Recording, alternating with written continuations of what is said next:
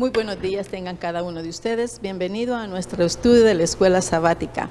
Es un placer para mí tenerlos con nosotros y agradeciéndoles también a cada uno de ustedes que están en sus casitas el haber tomado este tiempo para acompañarnos y disfrutar de este tema tan hermoso que es la lección y se llama Un modelo para un mundo mejor. Es hermoso tener un modelo, es hermoso tener un patrón para poder seguir en la vida y ser buenos ejemplos para los demás. Es un placer para mí presentar a nuestros invitados de cada semana que son de casa. Bienvenido, Pastor Contreras, ¿cómo está usted? Muchas gracias, bienvenidos amigos, complacidos de que estén de aquel lado para que juntos estudiemos la palabra de Dios, con ganas de mirar textos bíblicos, ideas de la palabra de Dios acerca de un modelo para un mundo mejor. Dios lo propone en la Biblia, es cuestión de conocerlo y hacer nuestro esfuerzo para que ese mundo sea posible aún en nuestro tiempo. Bienvenido, Pastor Álvarez, ¿cómo está usted? Es un placer tenerlos a ambos con nosotros. Gracias, hermana Celia, qué alegría nuevamente, qué gran gozo y ante todo las grandes expectativas que tenemos en una lección que es maravillosa. Qué lindo es tener un modelo, ¿verdad? Un plan. Todos deberíamos de tener un plan para nuestras vidas. Y Dios tiene un plan también para esta tierra, para este planeta. Y vamos a ver en qué consiste ese plan, cuál es su propuesta. Que el Señor les bendiga a todos. Amén. Amén. Es un estudio maravilloso porque ahí vamos a ver cómo es que el Señor dio al hombre las bendiciones. En Génesis 12, versos 2 y 3, nos dice algo, fue una bendición, es una promesa que le dio a Abraham. Y dice, y haré de ti una gran nación, y te bendeciré y te engrandeceré tu nombre, y serás bendición. Y haré de ti, y bendeciré a los que te bendijeren, a los que te maldijeren, maldiciré. Y serán benditas de ti todas las familias de la tierra. Pero esa promesa fue a cambio de algo. Fue de obediencia, a cambio de su fe, a cambio de la constante obediencia que Abraham ha tenido. Pastor Contreras, todas esas promesas que el Señor le dio a Abraham fueron cumplidas. Porque a pesar que al principio dice, bueno, ¿y de dónde nos va a salir esta gran nación que no tengo hijos? Pero sin embargo se lo cumplió. Como muchos de nosotros, ¿verdad? Esperamos las promesas luego, pero no siempre el Señor cumple sus promesas en el momento, sino que hay que tener paciencia. Nos prueba la fe, ¿cierto? Así es. Cuando todo esto ya le prometió al Señor, le cumplió al Señor Abraham su promesa, y luego los llevó a la esclavitud. ¿Cuál fue la razón que los llevó a la esclavitud, pastor? Después de una gran promesa de bendición, promesa de todo eso, ¿pero por qué? Es buena la pregunta. En la palabra de Dios aparece el momento en que Abraham celebra un pacto, pero se duerme, sueña que hay una oscuridad y entonces a partir de allí, incluso no había hecho muy bien el pacto, la celebración de la muerte de animales, como cuenta allí el texto, y entonces Dios se le revela que su pueblo que comenzaba a fructificar. No obstante, la plenitud de esas bendiciones, como Pablo enseña en el Nuevo Testamento, se dan en la persona de Cristo. En él serán benditas todas las naciones de la tierra, más que en Isaac, que fue el hijo de Abraham. Entonces, Dios cumple todas las promesas, pero en el medio aparecía este espacio de esclavitud. Dios en su providencia sabía el porqué. Tal vez es una gran lección para nosotros los motivos que pasó allí en aquel momento. Cuando habían progresado Jacob y toda su gente, no hicieron como hizo Abraham. Abraham, cuando él progresaba, se movía de un lugar a otro, pero finalmente trató de mantenerse aislado del mundo que lo rodeaba.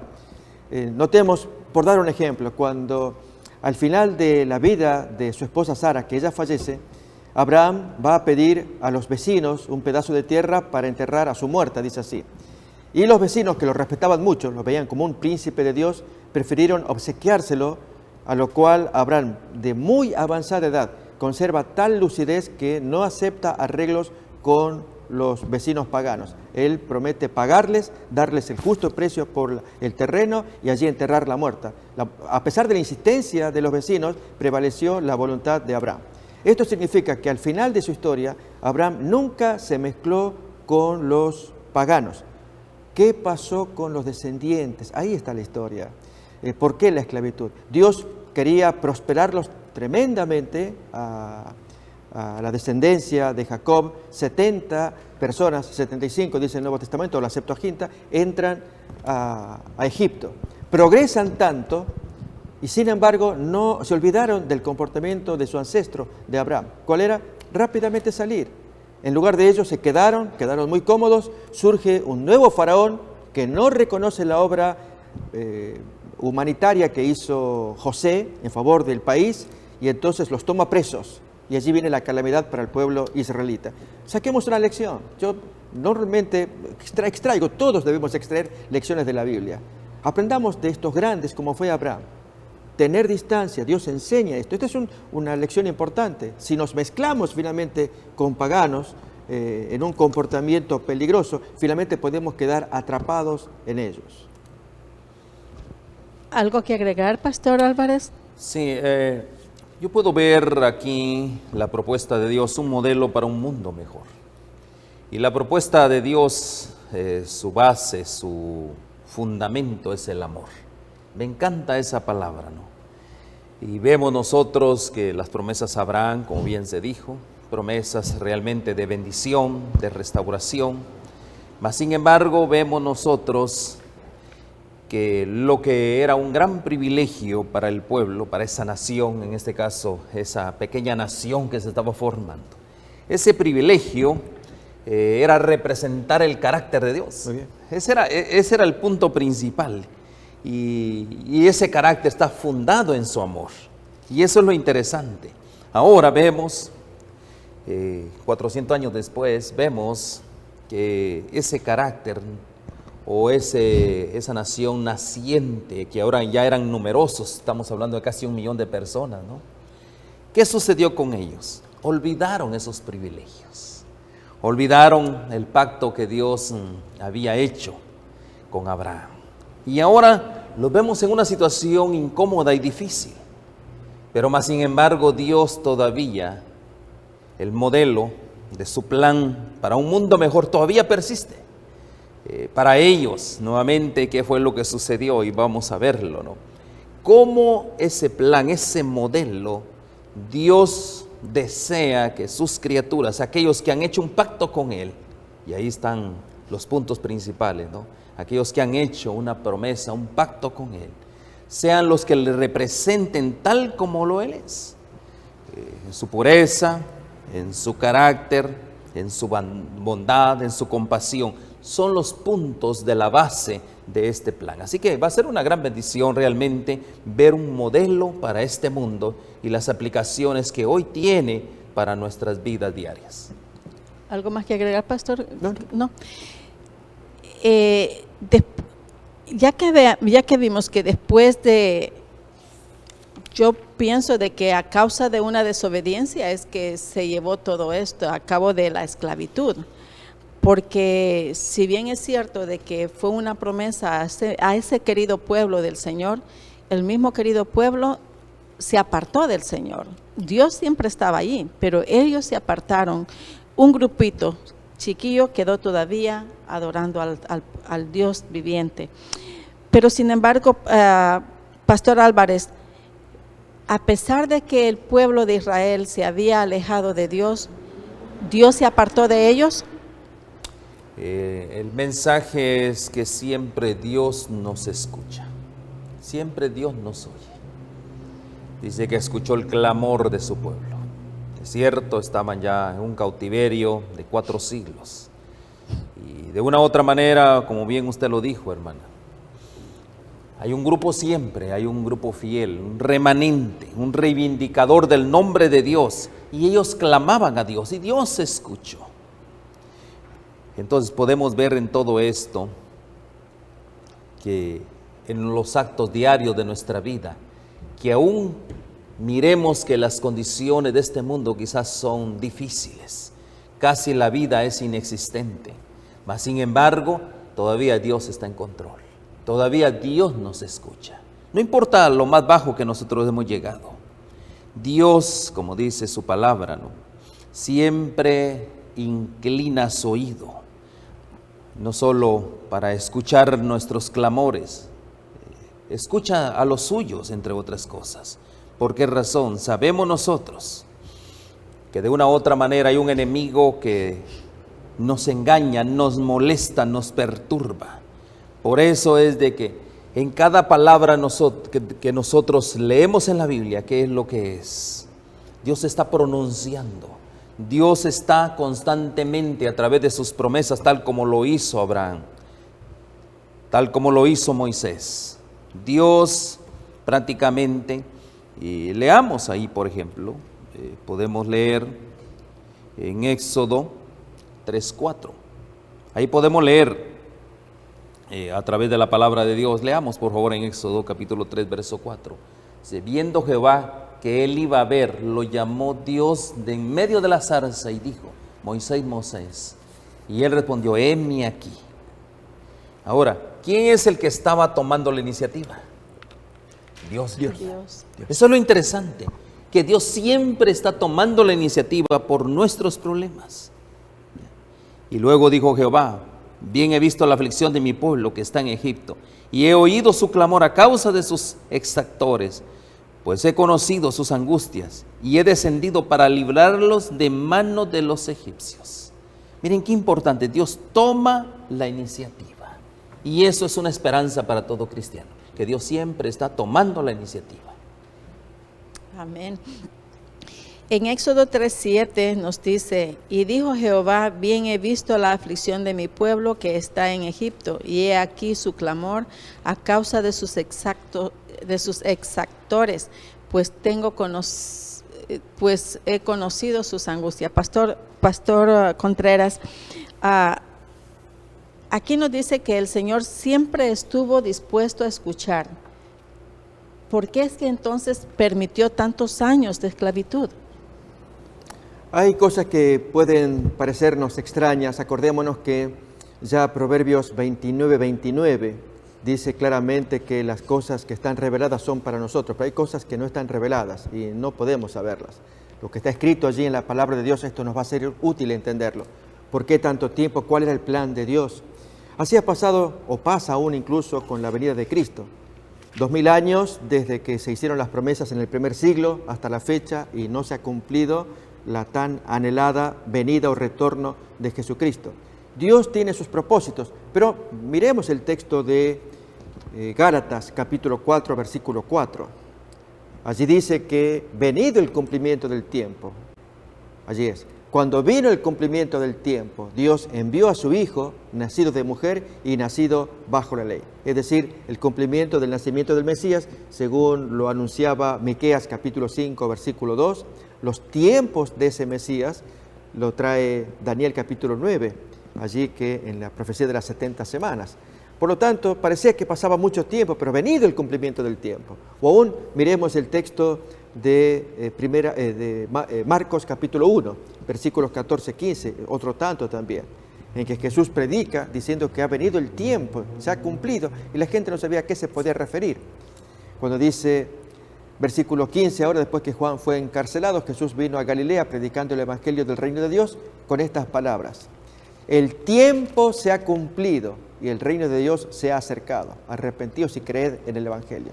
¿El tiempo de qué? La aparición del Mesías. Por lo tanto, Dios maneja un tiempo que el hombre no lo puede desentrañar, a menos que estudie la palabra de Dios y conozca símbolos para saber, ok, estamos cerca del cumplimiento de tal o cual símbolo.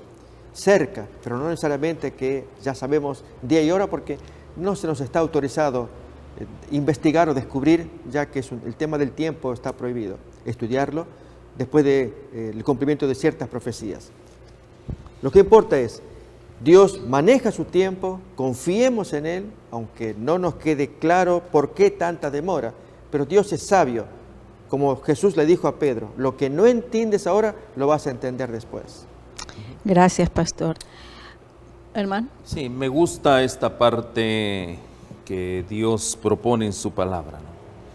Como parte de este plan. Es un plan sustentable. Me gusta eso, ¿no? Y es un plan viable. O sea, entre otras cosas, Él sustenta y Él es un plan que de una u otra manera cualquiera lo puede cumplir. ¿Por qué razón? Al Señor del cielo se lo representa como levantando al caído. Por eso es viable. No importa la situación, hasta qué punto hayamos quedado caído como sociedad o como individuos, Dios siempre está levantando al caído. Es un principio que Dios tiene. Ahora, ¿a quiénes levanta Dios? Aquellos que guardan el camino del Señor. Y eso me encanta. ¿Quiénes son aquellos que guardan el camino del Señor? Mis hermanos, aquí nosotros vemos que Dios desea establecer un nuevo tipo de sociedad. ¿Qué tipo de sociedad quiere Dios? Una sociedad diferente. Eso es lo que quiere Dios. Una sociedad diferente. Una sociedad establecida según sus promesas. Eso es lo que quiere Dios. Una nueva sociedad. Una sociedad en la cual los hombres totalmente confíen ¿de quién? De Dios, como su única autoridad. Y esa es la base del plan. Si confiamos en Dios, ¿qué sucede? Dios nos va a sustentar y Dios nos va a ayudar, no importa qué tan bajo estemos. Pastor Álvarez, cuando el Señor sacó al pueblo de Israel de Egipto, eran esclavos. Ellos no tenían absolutamente nada, pero sin embargo, el Señor dijo que los iba a sacar con poder, hasta con riquezas. ¿Y cómo es que con riquezas cuando ellos no tenían ni un 5? Pues todo al contrario, los exprimía el pueblo de los egipcios. Comían porque les daban de comer, pero ellos no tenían absolutamente nada. ¿Me puede explicar eso, por favor? Primeramente vemos algo interesante. Recuerde que Dios ha hecho un pacto con su pueblo. Es cierto, ellos fueron oprimidos por 4 siglos, 400 años. Pero recuerde algo bien interesante, el plan de Dios es sustentable. Amén. Esa es la base de todo esto. Ellos, es cierto, estaban en una sociedad donde eran esclavos. Pero lo que más me llama la atención es que esa sociedad pagana a los cuales ellos servían, crecieron de una manera podría decirse más que cualquier otra nación, o tuvieron riquezas, y yo puedo ver la riqueza, y esa riqueza la obtuvieron a través de ¿qué? A través del trabajo de estos hombres de Dios. Abundaban grandemente. Si nosotros leemos esos relatos, vemos cómo ese pueblo enriqueció grandemente, como consecuencia de ¿qué? Que había un pueblo que Dios había prometido bendecirlos, y por lo consiguiente esa bendición ellos participaron también de esa bendición. Y me gusta ese punto bien importante. Pastor, sí, perdón. ¿aún más? Okay. Sí, quería terminar con esto. Sí, perdón. Dios les daría favores. ¿Como consecuencia de qué? Dios es justo. Como consecuencia de esto, Dios les daría favores. Los milagros que se realizaron para su liberación. ¿Cuál era el punto principal en todo esto? Ellos no iban a ir como miserables a una tierra donde Dios los llevaba. Ellos tenían que ir con poder. ¿Por qué razón tenían que hacerlo de esa manera? Para que vieran que el Dios Todopoderoso es el que sustenta todo, porque todo proviene de Dios. Ahí vemos que hay un Dios que su trabajo, su plan es que el beneficio siempre de aquellos que Él ha criado. Y por lo consiguiente podría decirse en términos modernos, los despacha con grandes riquezas. Ahora, ¿cuál es el punto en todo esto? Cuando ellos fueron siervos, es cierto, siervos de Egipto, siervo de gente impía, sí es cierto, ellos fueron siervos, pero Dios les otorgó favores. Y eso es lo que les dio gracia. ¿Para qué les dio gracia a ellos? Mis hermanos, para que fueran de testimonio al mundo, que cuando uno es siervo, no importa la circunstancia, debe ser uno fiel y Dios ahí lo abunda y lo prospera a uno. Pastor Contreras, ¿algo? Quiero agregar que Dios es tan bueno. La pregunta que usted hizo, Celia, de cómo es que un pueblo tan pobre, paupérrimo, esclavo, podía salir enriquecido. En primer lugar, eso tiene que ver con el tema del tiempo que usted hizo la pregunta. Dios conoce tan bien los hechos y el tiempo que solamente le pide a su pueblo que confíe, que Él los va a bendecir.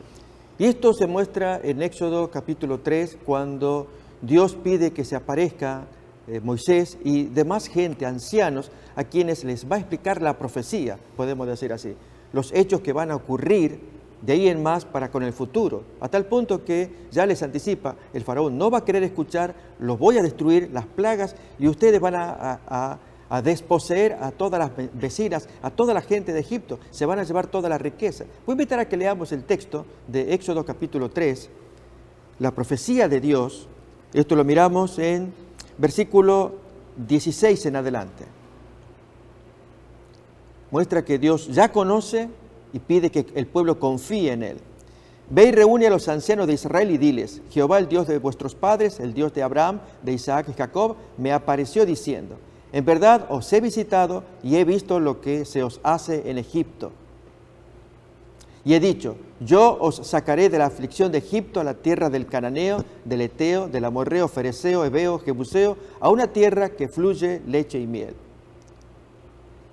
Y oirán tu voz e irás tú y los ancianos de Israel al rey de Egipto y le diréis: Jehová, el Dios de los hebreos, nos ha encontrado, por tanto nosotros iremos ahora camino de 3 días por el desierto para que ofrezcamos sacrificios a Jehová nuestro Dios. Mas yo sé que el rey de Egipto no os dejará ir sino por mano fuerte. Pero yo extenderé mi mano y heriré a Egipto con todas mis maravillas que haré en él, y entonces os dejará ir. Ahí se están anunciando las plagas. Reitero, es una profecía que Dios le da al pueblo, y aún sigue más, para que el pueblo confíe. Así pasa hoy. Dios pide que confiemos, pero a veces sufriendo las calamidades del momento, las desgracias, las tristezas, las desventuras, nuestra fe flaquea y ya no seguimos confiando en Dios. Sigue más. Y yo daré a este pueblo gracia en los ojos de los egipcios, para que cuando salgáis no vayáis con las manos vacías que hasta ese momento tenían. Están muy pobres, paupérrimos, siendo esclavos. ¿Qué dice luego? Sino que pedirá cada mujer a su vecina y a su huéspeda alhajas de plata, alhajas de oro, vestidos, los cuales pondréis sobre vuestros hijos y vuestras hijas, y despojaréis a Egipto. Ahí nos queda clarísimo. Entonces, cuando uno está sufriendo, de hecho, se aparece Moisés al pueblo, y no se dio tan fácilmente como el pueblo suponía. Al contrario, vinieron más azotes. Recordemos cuando Moisés plantea al faraón, así tan simple como lo había escuchado de parte de Dios: Dios dice que nos dejes ir camino de 3 días. ¿Pero quién es ese Dios? Yo no conozco a ese Dios. Y ahí les dio más trabajo, más castigo, más azotes, que luego el pueblo protesta contra Moisés. ¿Qué nos hiciste? Nos hiciste más daño. Creíamos en tu promesa, estábamos felices, ahora estamos de terror. Entonces ahí se prueba la fe. Así hoy, amigos, las promesas de la palabra de Dios están de un mundo mejor. Dios nos dice: así es lo que yo presento. Pero ocurre que la fe nuestra se prueba porque hay un tiempo de espera, un tiempo en el que seguimos sufriendo. Aparentemente no aparecen los cambios inmediatos como querríamos, porque no estamos preparados para ello, por causa de nuestra fe. Si tuviéramos más confianza, saquemos lección de lo que pasa. Aún la historia sigue allí, pero Dios cumplió su palabra, los destruyó totalmente, salieron enriquecidos. Pero la pregunta que nos haríamos es: ¿quién le devuelve a Dios la tranquilidad, la paz que Él podría haber recibido de parte de un pueblo a quien se le da la profecía, y que en lugar de tributarle gratitud, más bien tributaron palabras fuertes, duras contra Moisés, aún contra Dios, porque no veían el cumplimiento de esas promesas? Así puede pasar hoy. Seamos fieles, firmes, avancemos en confianza en medio de las desventuras, porque Dios prometió lo que está en la Biblia y lo va a cumplir. Amén. Amén. Pastor Contreras, el Señor sacó al pueblo de Israel y los llevó al desierto. Pero Él tenía un propósito de ponerlos en el desierto. ¿Cuál fue la base fundamental que Dios puso para una mejor sociedad entre ellos? ¿Cuál fue la base de Dios para los egipcios, para los israelitas, perdón? siempre va a ser la obediencia y la fidelidad a la voz de Él, al mandato de Él. Cuando se fueron al desierto, hay un momento en que las hordas egipcias aparecen ya, como que reaccionaron tardíamente ante semejante despojo, ante la huida, el éxodo, la partida de los esclavos, y al reaccionar pues toman las armas y a perseguir a toda esa gente y destruirlos de una vez. Y sin embargo, cuando Dios los lleva al desierto, hay una porción allí en el texto donde el pueblo se ve angustiado. Tienen enfrente el mar, al lado las montañas, detrás las hordas egipcias. ¿A dónde van a ir? Y entonces muchos desanimados más bien pretendían capitular, hacer un plan de rendimiento, de rendición, de postrarse ante los enemigos y reconocer que tenían que seguir siendo esclavos. Ese no era el plan de Dios. Dios los vuelve a probar.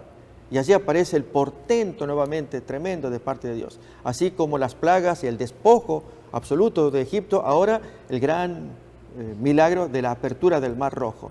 Solamente Moisés fue fiel en creerle a Dios, en obedecer su mandato, en guiar a ese pueblo y hacer tremendos milagros. Y no obstante hay un texto en Hebreos capítulo 3 donde Dios dice, 40 años citando el Salmo, yo estuve con ellos y siempre fueron probados y ellos dudaron de mi palabra. Y Dios quedó ofendido. Yo veo que es una gran lección. Ahí tenemos el texto de Hebreos capítulo 3. ¿Con quiénes estuvo él, Dios, disgustado 40 años? ¿No fue con los que pecaron, cuyos cuerpos cayeron en el desierto? ¿Y a quienes juró que no entrarían en su reposo, sino aquellos que desobedecieron? Y vemos que no pudieron entrar a causa de incredulidad. Protestaban permanentemente. Hoy, esa es la gran lección. Hoy confiemos, para eso nos da la promesa de la Biblia de un modelo de un mundo mejor. Y los modelos bíblicos van apareciendo entre idas y venidas, altas y bajas, un pueblo que cree, luego que duda, que se fastidia, Dios que interviene amorosamente, que tiene paciencia, pero aquellos que creen en Él son los que van a heredar ese mundo mejor, como cuenta Hebreos capítulo 11, texto que en un momento más vamos a leer. Él es el constructor de una nueva ciudad y solamente van a morar en ella aquellos que creyeron, que fueron fieles, que aguantaron, que siguieron ese modelo de un mundo mejor. Pastor Álvarez. Sí, vemos que en este modelo, en este plan divino para el mundo y la propuesta de Dios para un mundo mejor, vemos que hay una constitución. Como todo país, como todo gobierno, tiene una constitución. Y esta constitución, ahí se enumeran los principios que van a regir, los principios rectores. Y estos principios están basados en el plan de Dios, en el modelo divino de Dios para este tiempo, están basados en los mandamientos de Dios. Dios había liberado a su pueblo y vemos cómo lo liberó, con gran despliegue y poder. Pero inmediatamente, y después de pasar el Mar Rojo, inmediatamente está la proclamación de esa constitución, de esa base, que va a ser el fundamento. Y primeramente es amar a Dios. El gran mandamiento, y ahí lo podemos leer nosotros en San Mateo capítulo 22, verso 37. Leemos lo que Dios ha establecido. Jesús le dijo, si vemos el contexto de todo esto, había una pregunta, vamos al 36. Maestro, dice, ¿cuál es el gran mandamiento en la ley? Una pregunta de un intérprete de la ley. Y Jesús le responde, amarás al Señor tu Dios con todo tu corazón y con toda tu alma y con toda tu mente. Y el 38 dice, este es el primero y grande mandamiento, pero ahora viene el segundo, vamos al segundo. Y el segundo es semejante. Cuando es semejante, tiene la misma relación. Amarás a tu prójimo como a ti mismo. Ese es el gran fundamento del plan divino, de ese plan maravilloso para este mundo. Ahora, ¿por qué razón? Porque aquí están los principios de amor que Dios desea para sus criaturas. Es cierto, y ahí están todos, y nosotros podemos repasar todo esto. No tenemos tiempo, y en Éxodo capítulo 20, del 1 al 7, al 17, perdón, están todos. ¿Cómo podemos repasar todo esto? Pero mis hermanos, estos son actos muy específicos. Aquí en esto hay pensamiento de Dios, hay grandes motivaciones. ¿Para qué? Para hacer las cosas. ¿Cómo debemos de hacer las cosas nosotros? ¿Cómo debemos nosotros ser imbuidos en ese plan de Dios?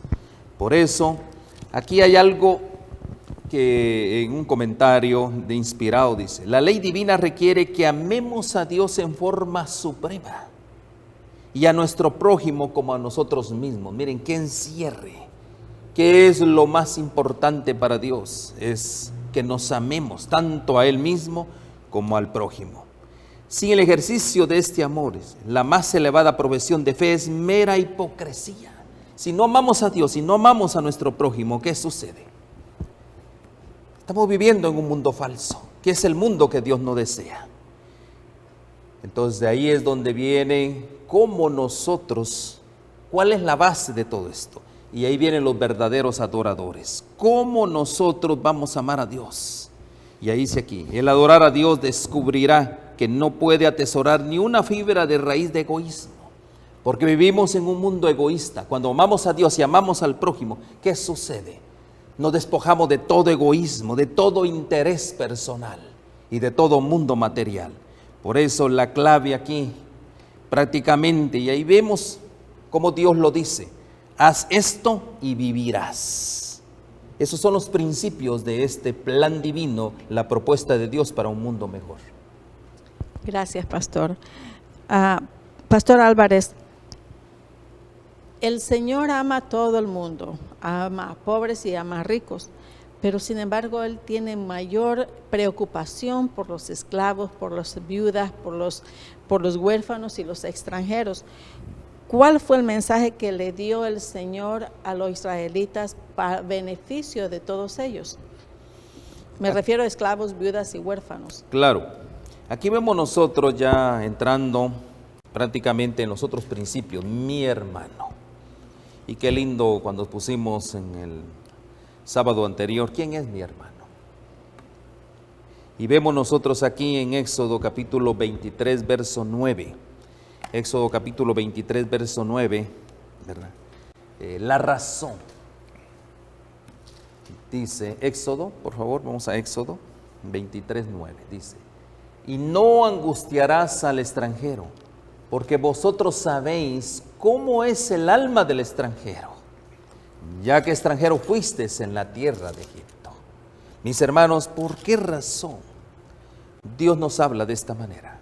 Porque nosotros fuimos esclavos de alguna manera, así como el pueblo fue esclavo por 400 años. Y Dios, el carácter de Dios, es un carácter en el cual Él muestra compasión por aquellos que hoy necesitan prácticamente de un toque divino. Y ese toque divino se va a expresar o se va a manifestar a través de nuestra instancia. Por eso es que nosotros, aquí dice, debemos de recordar que fuimos esclavos. Yo no puedo, mi hermano y mi hermana, venir delante de Dios olvidando que yo fui un esclavo, que fui un hombre sometido a pasiones bajas. Yo no puedo venir de esa manera. Por eso es que yo tengo que tener compasión, debo ser colaborador de Cristo en esta obra, de venir a ¿qué? A aquellos que también estuvieron en la misma situación que yo estuve. Entonces, aquí vemos nosotros, es cierto, en la gran proclamación que hizo Dios en el monte Sinaí, había una gran celebración de libertad, pero esa libertad me traía deberes, primeramente con Dios, para con Dios, y ahora el gran deber con mi prójimo. Entonces, ¿por qué razón, mis hermanos? Dios no quiere afligir a sus criaturas, como bien se ha malinterpretado a través de la doctrina del mismo infierno, que Dios se complacería en hacer eso. Claro que no es así. Dios es un Dios compasivo. Por eso, no nos tenemos que olvidar que fuimos esclavos. ¿Qué tan importante, Pastor Contreras, era que el pueblo no olvidara su pasado? El tiempo en que vivieron amargos de esclavitud. ¿Por qué es que el Señor les decía que no? Perdón. Pastor Contreras, ¿qué tan importante era que el pueblo no olvidara la vida que vivieron en Egipto? Los mandamientos que Dios da se enraizan en una experiencia que el pueblo vivió. Y a partir de esa experiencia, que es muy querida al pueblo, que la podían recordar, digamos, en carne viva, como fue la esclavitud, Dios puede construir el mundo nuevo para ellos. Esto lo prueba Éxodo capítulo 20, el segundo versículo, el preámbulo de la ley de Dios. Los judíos lo toman como primer mandamiento junto con el versículo que sigue. Pero ambos versículos, el 2 y el 3, forman el primer mandamiento. Ahí dice: yo soy Jehová tu Dios, que te saqué de la tierra de Egipto, de casa de servidumbre. Y entonces a continuación el mandamiento: no tendrás dioses ajenos delante de mí. Es decir, Dios podía entender que el pueblo no podía obedecer los mandamientos en la esclavitud. Así hoy también hay personas que pueden sentir la presión de sus parientes. Déjate el alcohol, déjate esto, déjate lo otro, de hacer las prácticas viciosas que uno puede tener. Pero hasta que no salga de la esclavitud, y solamente Dios lo puede librar. Cuando lo libra, es un elemento poderoso, extraordinario, que Dios facilita que Él crea. Entonces el hombre puede obedecer en gratitud. Así es como Dios puede liberar a una persona. Bien, ¿cuánta gente que padece necesidad, que sufre su lucha, recibe esta bendición de Dios? Que Dios le quita su tristeza, su problema, y lo saca a buena tierra. Aún con los desposeídos, que es el tema que queremos resaltar acá, y aún señalar un poquito más, quiero comentar este aspecto. Forma parte de la naturaleza de Dios. Si queremos llevarnos bien con Dios, vamos a decirlo así, mi sugerencia es que le conozcamos los puntos fuertes y flacos, si cabe la expresión. Es una expresión muy humana la que estoy usando. Es para familiarizarnos con Él. Ya Jesús lo dijo de otra manera: sed perfectos como vuestro Padre es perfecto. En el caso de Dios, Él tiene una especial debilidad: los débiles. Es el caso que cuenta Éxodo 17, que vamos a invitar a leer ahora, y Deuteronomio 25. El terrible acoso que hicieron los amalecitas. En Éxodo capítulo 17 lo leemos desde el versículo 8 en adelante. Allí se ve algo terrible, y es que los amalecitas atacan la retaguardia del pueblo de Dios, donde estaban los débiles. El texto dice así: entonces vino Amalec y peleó contra Israel en Refidim. Y dijo Moisés a Josué: escógenos varones y sal a pelear contra Amalec. Mañana yo estaré sobre la cumbre del collado y la vara de Dios en mi mano. E hizo Josué como le dijo Moisés, peleando contra Amalec, y Moisés y Aarón y Hur subieron a la cumbre del collado. Y sucedía que cuando alzaba Moisés su mano, Israel prevalecía en la guerra liderada por Josué. Mas cuando él bajaba su mano, prevalecía el enemigo, Amalec.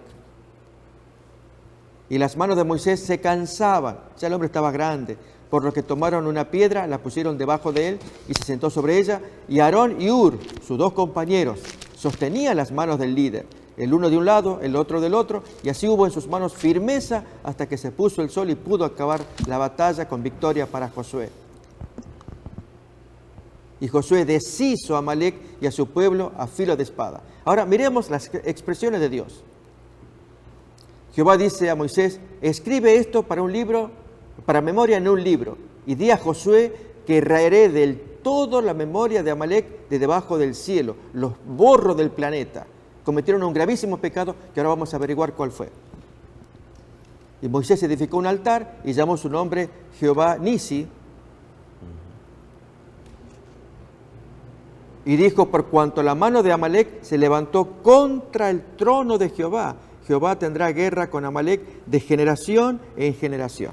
Bien, ahí nos dice que se levantó contra el trono de Jehová. La pregunta es: Amalec atacó algo de los israelitas, por lo cual Dios ofendió muchísimo y se hizo la guerra. Felizmente triunfó el pueblo de Dios con la oración intercesora de Moisés y la mano dura, firme de su ayudante Josué. Pero vayamos a Deuteronomio 25, veremos en qué consiste el trono de Dios. Miremoslo. Tiene que ver con los débiles, los desposeídos, los enfermos, los necesitados. Aparece Deuteronomio 25, versículo 17 en adelante. Toda aquella gente, la retaguardia era. Allí estaban toda la gente, a veces decimos desechable, aquellos hombres que buscan productividad y sienten que hay gente que retrasa, que son un estorbo, digámoslo más rápidamente. Para Dios es exactamente al revés. Esa gente merece toda la atención. A esa gente de la retaguardia atacó a Amalek. Dice ahí, acuérdate de lo que hizo Amalek contigo en el camino cuando salías de Egipto, de cómo te salió al encuentro en el camino y te desbarató la retaguardia de todos los débiles que iban detrás de ti, cuando tú estabas cansado y trabajado y no tuvo ningún temor de Dios. Por tanto, Jehová, tu Dios, te dé descanso, o cuando Jehová te dé descanso de todos tus enemigos alrededor, en la tierra que Jehová, tu Dios, te da por heredad para que la poseas. Notemos esto: borrarás la memoria de Amalek de debajo del cielo. No lo olvides. Quiero que esa gente desaparezca del planeta. De allí que en el libro de Samuel, primer libro de Samuel, capítulo 15, texto que no leemos ahora, allí aparece un descendiente de Amalek y Samuel le dice a Saúl, tú tienes que destruir a esa gente, y Saúl no obedeció. Dios se ofendió. Él ya había jurado, esa gente desaparezca. ¿Por qué Dios tomó tanta aversión a esa gente? Porque atacaron a los débiles. Amigos, Dios tiene mucho cuidado, mucha atención a aquella gente que es enferma, que es débil, que van en la retaguardia, los ancianos, los niños, los desvalidos, los que no tienen fuerza. Dios tiene mucha compasión. Por eso los temas que estamos queriendo desarrollar en todo este trimestre, servir a los necesitados, a aquella gente que necesita nuestra mano. El amor al prójimo, se leyó hace un momento los 2 grandes mandamientos de la ley de Dios. El primero, ama a Dios con todo tu corazón. Pero el segundo es el que queremos resaltar. Ama a tu prójimo, como tú que eres tu modelo, que te amas a ti mismo. Presta atención a tu prójimo, al que necesita. Dale una mano, asístelo. En cuanto esté de tu parte, no lo ocultes. Ábrele tu mano, dale una... Así lo hizo Dios en la antigüedad, muy atento a los débiles. Así tenemos que hacerlo nosotros en nuestro tiempo. Amén. Me gustaría, hermana Celia, complementar algo para cerrar esta parte. Claro. Estamos hablando del maravilloso plan divino de Dios para un mundo mejor. Vemos que sus bases es el amor, la bondad, la compasión. Y a esto Dios le agrega la regla de oro. Y eso me encanta realmente. ¿Cómo debemos de tratar a los demás? Como quieras que te traten a ti.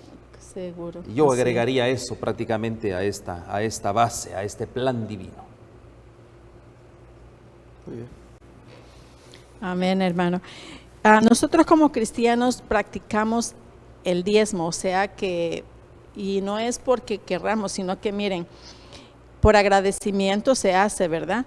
Y por amor a Dios, porque en Malaquías 3:10 nos dice, traed todos los diezmos al alfolí y haya alimento en mi casa, y probadme ahora en esto, dice Jehová de los ejércitos, si no os abriré las ventanas de los cielos y vaciaré sobre vosotros bendiciones hasta que sobreabunde. Esta es una promesa hermosa. Amén. Y pero mi pregunta es, Pastor Álvarez, ¿cuál es el propósito del diezmo? Me gusta realmente responder como parte del plan de Dios, mostrar gratitud. Ese es el punto principal, la gratitud y el amor. Así es como expresamos que tanto amamos a Dios. Y hay algo en todo esto. Son realidades para nuestra vida. Dentro del plan de Dios debemos de reconocer que Dios es el soberano, es el dueño de todo. Ese es parte del plan de Dios. Pero Él, para que nosotros disfrutemos de las bendiciones, de la benevolencia, tener el carácter de Él compasivo y bondadoso, nos ha dado realmente una porción. Y esa porción, podría decirse, es muy justa, ¿no? Tú ganas 10, solo dame una parte a mí. Una parte, y ese es el principio, una parte nada más. Y yo me quedo con 9 para mis cosas de esta tierra. Yo puedo ver una justicia en todo esto si lo vemos de esa manera. Reconocer que Dios es el soberano de todo. Y todos aquellos que cumplan escrupulosamente este deber, ¿saben una cosa? Es como quitarles un velo. ¿Cuál velo? El velo de la maldición. Porque nosotros, mis hermanos, recuerden que la tierra está bajo maldición y todo esto lo produce la tierra. Entonces nos quita un velo. Por eso Malaquías es bien categórico en ese asunto, ¿no? Es prácticamente la maldición. Aquí se trae todos los diezmos de la alfolía. Hay alimento en mi casa y probadme ahora en esto, dice Jehová de los ejércitos, si no os abrí las ventanas de los cielos. Ahí se quita la maldición y derramaré sobre vosotros bendición hasta que sobreabunde. Esos son los principios que tenemos nosotros que, entre otras cosas, que entender como parte de este plan divino. Pero también hay una pregunta en este caso. Y esta pregunta, estamos hablando del diezmo, pero ¿será que yo puedo dar algo más todavía? ¿Y por qué yo lo debo de dar? Primeramente, un punto es nuestro deber hacia con Dios, ¿verdad que sí? Y el segundo punto es mi prójimo, porque mi deber con Dios es con Dios para sus asuntos, el evangelio, la evangelización de los pueblos, pero también debo tener una responsabilidad compasiva con mi hermano. Y ahí es donde nace un segundo diezmo, una segunda posibilidad, mi deber con mi hermano. Yo cumplo con Dios, tengo una responsabilidad grande delante de Dios y ahora con mi hermano. Pero hay algo más maravilloso todavía que esto. También hay ofrendas. Recuerden que la economía judía era una economía agrícola. Y ellos traían lo mejor del campo, de sus animales y de todo, primicias. Y aquí, ¿qué lección podemos nosotros aprender? Cuando nosotros hacemos todo esto, yo estoy mostrando que todo viene de Dios, ¿verdad? En aquel entonces era conocida como las oblaciones, ¿verdad? Que reconocer que todo viene de Dios y ahora yo, en agradecimiento, ¿qué es lo que hago? Le doy a Dios mis donativos. De hecho, dice, mínimo una cuarta parte, un 25% y de ahí en adelante. ¿Para qué? Para lograr estas promesas que Dios nos ha dado a nosotros. Y realmente ese es el mensaje que Dios nos está dando ahora. Compartir las bendiciones con mis hermanos. Amén. Pastor, ¿algo más que agregar? Sí.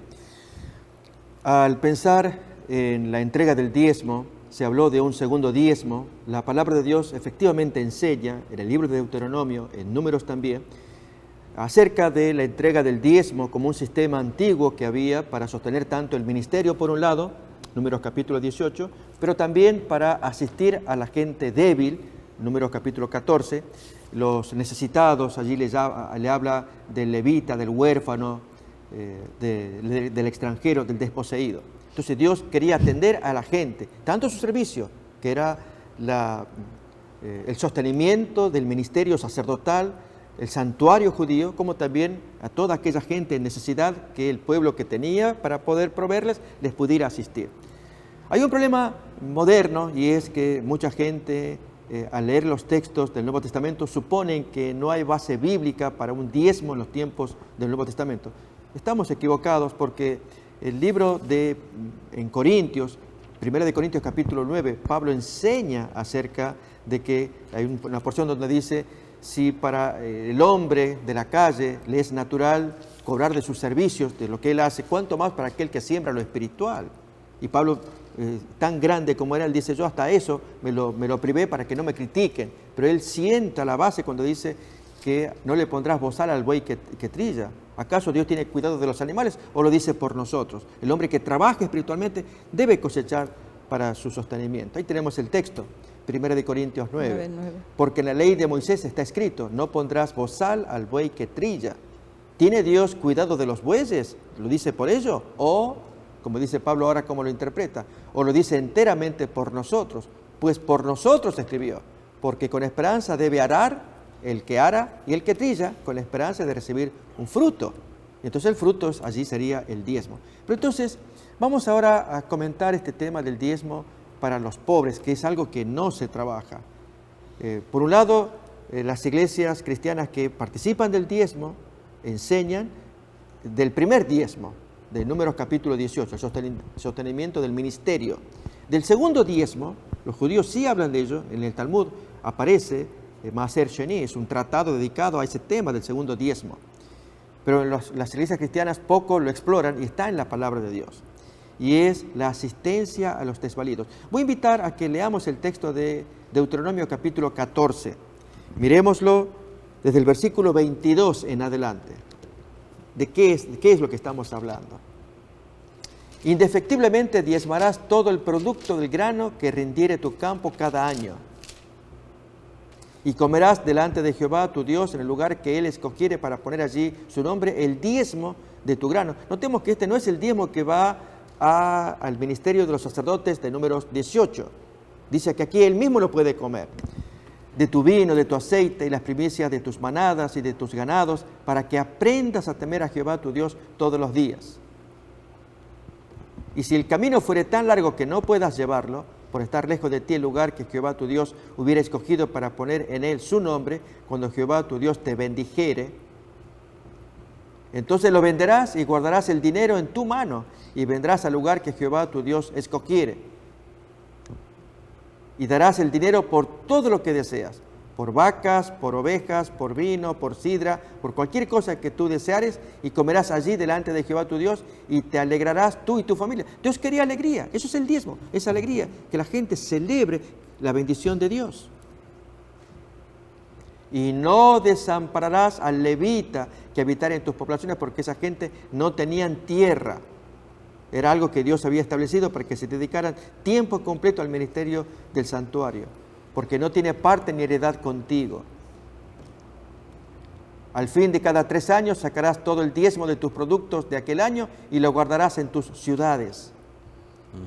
Provisión.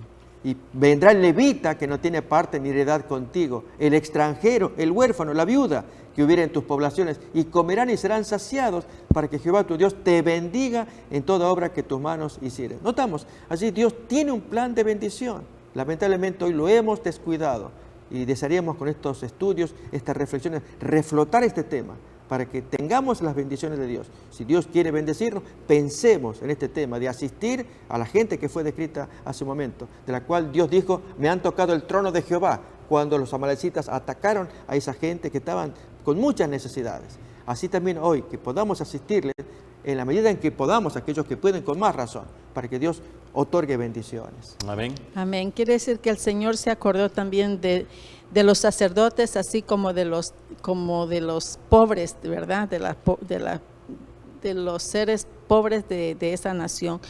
Igualmente nosotros tenemos que practicarlos. Amén. Bueno, entonces que hemos aprendido de que si obedecemos cada una de esas leyes del Señor, las bendiciones serán sobreabundante para con nosotros, cada una de nuestras vidas. Así que, mis queridos hermanos, mis queridos amigos, tengamos en cuenta de que el obedecer a Dios nos lleva mucha ganancia, y gracias a Él nosotros somos súper bendecidos. Pues seamos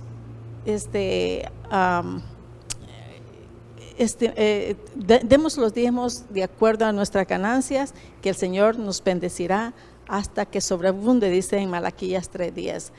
Tráeme los diezmos al alfolí, dice, que yo os haré, yo abriré las ventanas de los cielos hasta que sobreabunden sobre vosotros. Que el Señor los bendiga, que el Señor les dé mucha honra a cada uno de ustedes, y nos vemos hasta la próxima. Que tengan un feliz fin de semana y una hermosa semana. Hasta la próxima.